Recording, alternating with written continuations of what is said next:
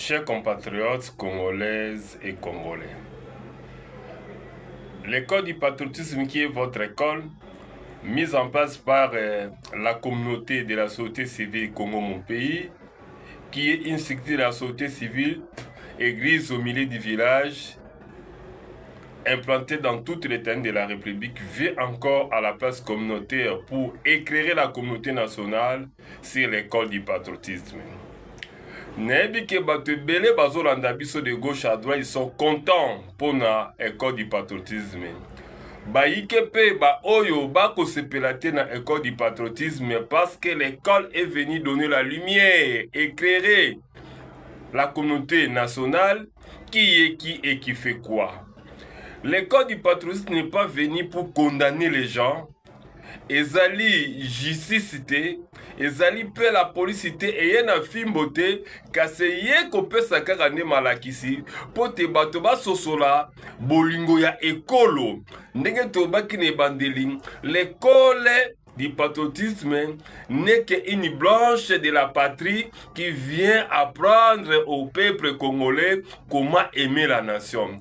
Tokoki kolongwa na etat tozali na yango te, na pasi oyo te na koko so tozali nango te soki tolingi mboka na biso te. Chers compatriotes, essayez toyeba ete c'est pas les Parisiens qui viendront construire la RDC. Nous avons parlé la fois passée sur la prise de conscience. Nous avons parlé hier sur l'histoire. Une personne, une nation, une famille bayebaka yango na histoire na yango.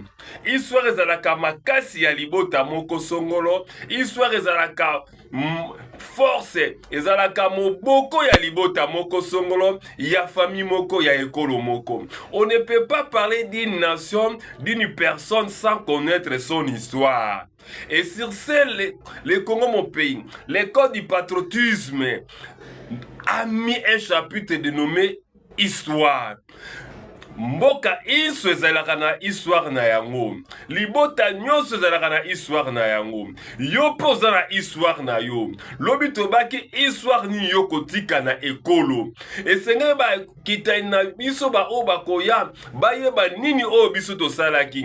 Ce qu'on appelle la continuité ya ba fait, c'est-à-dire ba yike bakoya kokoba mosala oyo bandaki. Histoire na yo ezali ya malamu to ya mabe. Histoire na yo ezali koyiba mbongo ya ekolo, ezali koboma ekolo, ezali kozwa minduki contre ekolo na yo, kosala ba complot machiavélique contre ekolo na yo, ezali kotia salite esika ozali, ezali kofinga bakonzi, ezali kochola baninga, ezali lolendo. Histoire na yo ezali nini, chers compatriotes? C'est ça notre préoccupation majeure. Nous devons avoir une histoire. Si nous prenons conscience, et notre histoire va parler. Et sur ce, comme on a parlé de la prise de conscience, on a parlé de l'histoire, aujourd'hui nous allons parler sur la prise de décision. Il y a des gens qui ont déjà pris conscience depuis qu'on a commencé cette école. Oyo ba yibaki bambongo ya l'État, bazwaki bandako ya l'État, simbaki mandoki, bazana basimbi machete, batie salite pemeto baki, moto azana conscience, akoki kobuka kiti de sadite, akoki kokota la mutuka te abandiko kata bakiti ya mutuka, akotia po bopeto ye moko esika bakotinda ye te oya kotia bopeto. Tango okoboya kotia bopeto esika ozali, okobenga salite, okobenga ngungi, malarie koya, malarie kozwa kaka yo, e kozwa libota na yo, eponi ekolo te, chers compatriotes. Nous devons avoir la conscience. Nous devons avoir la conscience humaine, la conscience patriotique, la conscience de l'amour du patrie. Tant que tu as conscience, la conscience ne peut pas se limiter seule. Pour que notre pays ait le moyen tant que tu as conscience, nous devons maintenant prendre la décision. de ne plus voler l'argent de l'État, de ne plus prendre les armes, de déposer les armes, de mettre la propriété à côté de nous, de remettre l'argent de l'État volé, de remettre les biens de l'État volés. Les biens de l'État ne t'appartiennent pas. Et ça va bien ekolo mobimba. Tant aux biloko ekolo, aux biloko ba congolais banso. Baye bazali ekolo, na ba o bazali banda, bazali ba congolais parce que ndenge tobaki Congo ezali kita to ezali bosomi ezali mabele oyo bakoko na biso bawelelaki na moto te, nzambe nde moto apesaki biso mabele oyo bakoko na biso pe babateli yango na limemia penza, bakoko na biso batikeli biso, biso pe tokotike pa ya bana na biso bakotike pa ya bakoko na bango. Esenge tobatela Congo, tobatela ni Congo selema, tobatela na nkita ya Congo, na bozu ya Congo, na nyonso ya Congo. Congo ezali ya yona ezali ya yo moko te, Congo ezali ya ngai moko pete pe ezali ya ye moko te, ezali ya biso banso. Tango toko yiba na misolo ya Congo, toko boma Congo, toko tia salite na Congo, to tia salite pona yo moko te, pona baninga te, pona ba voisin te, kasi to tia salite pona ekolo mobimba. Nous devons prendre la décision d'abandonner ba aptitude na biso ya kala, ko abandonner ba valeur ya mabe, ba valeur oyo koboma ekolo. Tolobaki ete mboka oyo ezali na nkokoso ya ba valeur ya bato ya mayele te, e na nkokoso ya misolo te. D'ailleurs bakobenga biso scandale géologique. Tozali na mabanga ya talo, tozali na nkita lolenge na lolenge, kasi le problème ce n'est pas la nation, c'est l'homme.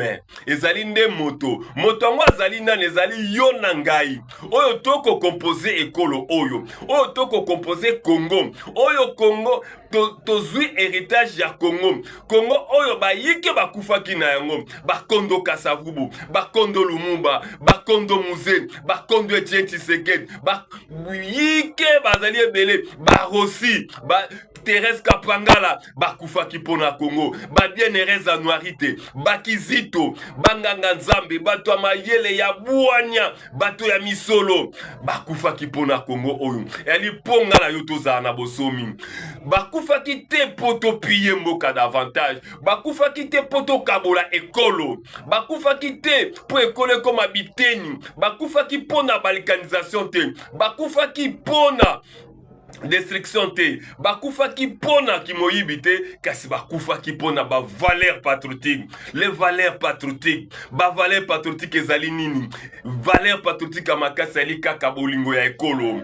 Sincèrement, ceux qui tolingi ekolo, moto moko ta konyokola même collaborateur na ye, collaborateur moko ta koboma mosala ya collaborateur na ye, pamba te biso banso tozoluka ntombo ya ekolo. Et sur ce, aujourd'hui, chers compatriotes, sikozali, prends la décision. Naebi kozwaki conscience au gérer mabe, au tambusi mabe, au kotambola mabe, au salaki mabe, au zala ndako ya l'État, au zala misolo ya l'État, oyo kwaki nano le yango te, nano silisi yango te, yaka kozongisa yango. Au zala ndako ya l'État, zongisa yango. O tsaki salite pembe na yo, sala salongo yo moko. O yibaki eloko ya moto, kende kozongisa yo moko. Réparons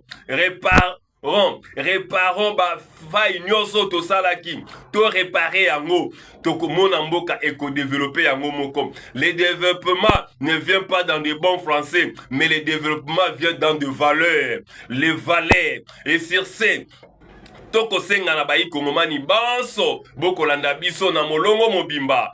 Ba émission oyo, ba formation ezali ya kodiffuser pa ba kongomani banso. Ko pesa na ba groupe na bino, na ba réseaux sociaux. Ezali information oyo kongomani nyonso esengeli alata yango. Azwa likambo ya code du patriotisme. Ça ne sert à rien de nous menacer, ça ne sert à rien de nous combattre. Nous ne parlons pas d'une personne, mais nous parlons de la patrie.